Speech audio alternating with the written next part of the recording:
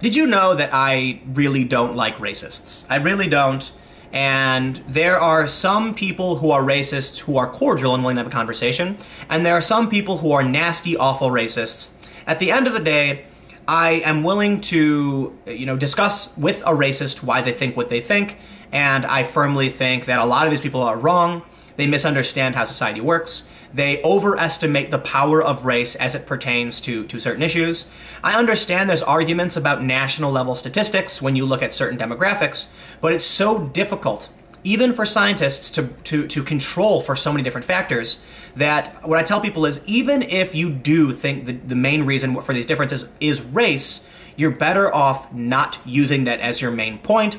Because for one, most people don't want to hear it. Most people don't like the idea that there is something being used to divide us among immutable, among lines that are, are our immutable characteristics. The main point being, culture plays a massive factor.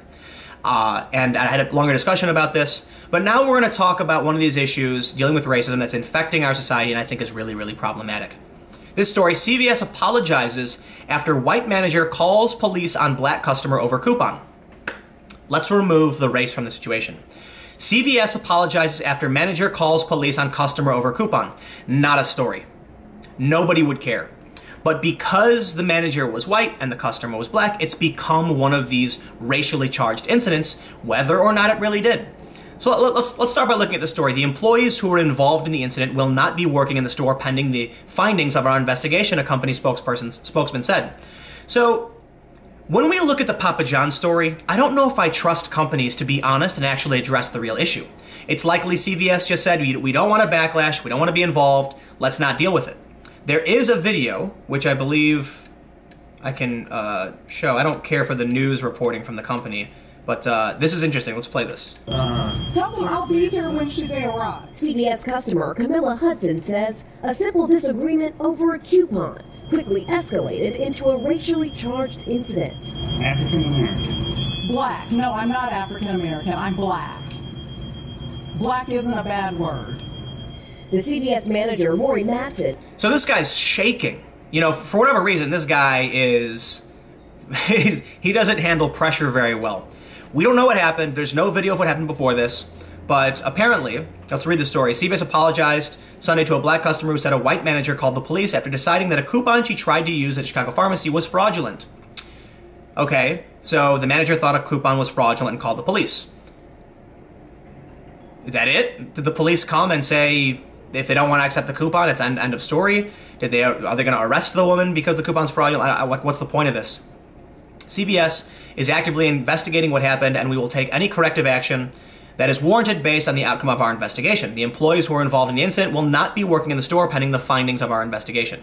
So basically, they might come back. CVS might say, hey, look, this guy did nothing wrong. So, CVS claims to have firm non-discrimination policies. We get it. But what really happened? It says Hudson first shared in a Facebook post how she presented the coupon for a defective product to the pharmacy manager last week.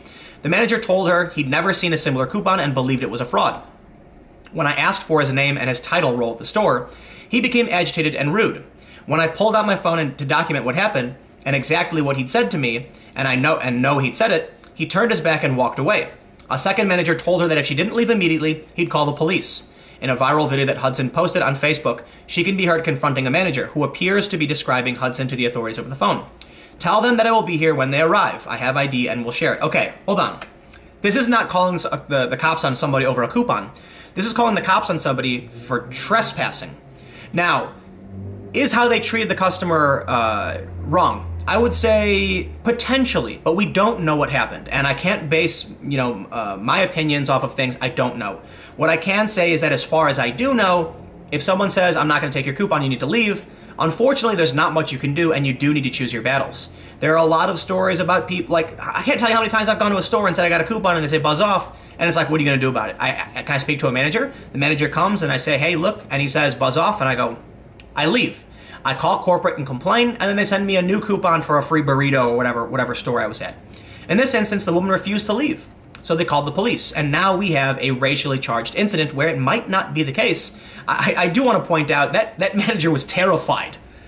I don't know if he knew what was going on or what, but that guy's shit, you see his hand going crazy. I kind of feel bad for that guy. It's possible he's a racist. Absolutely, we don't know for sure.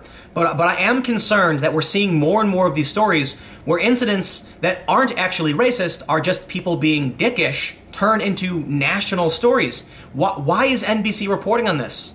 Which is crazy, because it's about racism.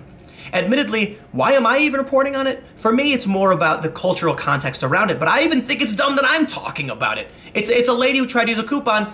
She wasn't allowed to use it. He told the lady, she said no, so he called the cops because she was trespassing at that point. It's not really complicated. There's another really interesting about this too. She said, when he described her as African American, she said, no, I'm not African American, I'm black. Black isn't a bad word. She's right. 100% black is not a bad word. But the struggle here is that African American is the politically correct thing to say. That was created to be sensitive to people. And now it is also being used against him, implying that he's refusing to say black because it's a bad word. It's not like he's the person who decided what words are good or bad. You know, when you look at a form, it doesn't say, are you white or black? It says Caucasian or African American. So it seems like he's trying to tone things down a little bit. The manager, who identifies himself as Maury Madsen, was a state delegate for Donald Trump in 2016, an aldermanic candidate on Chicago's North Side, and president of the Illinois affiliate of the Log Cabin Republicans, a conservative group that advocates for LGBTQ rights. Whoa, hold on. We just entered crazy territory now. Because if we're going to go by the privilege hierarchy, we got to figure this out. So this guy's a Republican. I don't know if that actually factors into the privilege hierarchy, but he's a log cabin Republican, which means he's likely a gay man. Is a gay white man above or below a black female? That's a big challenge because black females make up around, I believe, 6.5 to 7% of the US population, and gay men make up only around like 0.8%. Like, it's a very small number. I think it might be higher than that, but I do believe it's less than 1%. In which case, does that mean this woman has more privilege than him, and she's oppressing him? And I'm not trying to be a dick. I'm not trying to be facetious and like mock this. I'm genuinely saying, like, we have a real issue when we're trying to figure out who's being oppressive. Is it, because he's white and she's black, it's oppressive? The story is certainly framed that way.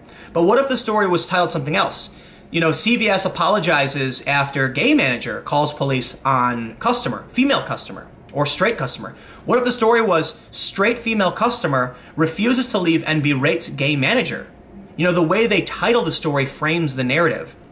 It's really interesting because it is possible to frame this in a way that a straight woman was refusing to take orders, or I shouldn't say take orders, but refusing to leave a store because the gay man was asking. It became an issue of LGBTQ rights.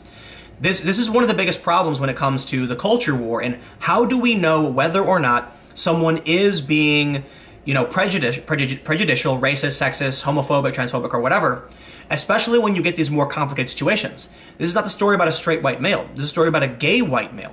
How does that change the dynamic? Which is interesting. So look, that's basically the story. It's another one of these issues where it became racist. And I gotta say, I'm particularly concerned about so many stories becoming about racism when this is just another story of, think about this story without racial context. And it's basically something, you'd complain to your buddies about over a beer for 30 seconds. Hey, I went to the store, they wouldn't take my coupon. Really, why not? I said it was fake. Oh, that's bullshit. Yeah. So what are you doing later? I don't know, you want to order pizza? Sure. That's the story. But now because there's a racial divide here, it's become a national story. The reason this is so concerning is that almost every single incident, I shouldn't say every single incident, but there's so many incidents that are only relevant because there's a racial divide, and that can only serve to make racial divides worse. I'll tell you what, if you come into my store and you're white, black, Latino, Asian, whatever, and you show me a coupon and I don't know if it's real or not, I'm gonna say I don't think it's real. I don't care about your color, I don't care about your creed, I don't care if you're straight, if you're cis, if you're trans, you are going to get the same level of respect anyone else will get. And that's what I hope everyone can agree to in this country. You might think someone has a lifestyle you don't like. You might think that someone is of a certain group, a certain race, and you might not like them. But you know what? So long as you treat them with equal respect and dignity and give them equal opportunity, then we can function successfully as a company. The reason why this is a problem is that they are not treating people in this instance equally. If a white woman came here and got kicked out, would this be a news story? It wouldn't. The reason it's getting attention is because people are using, here's what it comes down to. When we do stories like this, we automatically create a dynamic of one person is weaker and one person is stronger. If they were both white, would the story be about a woman who berated a gay man? You know, if because the woman's black, do we avoid the fact that he's a gay man? What about the story makes it so that the dynamic is he's powerful and she's not? Why are certain aspects of the story omitted? How do we actually get to the core of who is oppressed and who isn't when stories will be framed in racial manners? And more importantly, are we going to assume every single time someone has an issue in public, it's racist? The more we push this narrative that things are racist, the worse it actually becomes. Because now you're going to have people who are black thinking that the CVS is racist, don't go there, when in reality it might have just been a normal interaction between two people, and that really concerns me. But anyway, rant over, stick around, I'll have a video up tomorrow on my main channel, and thanks for watching. I'll see you then.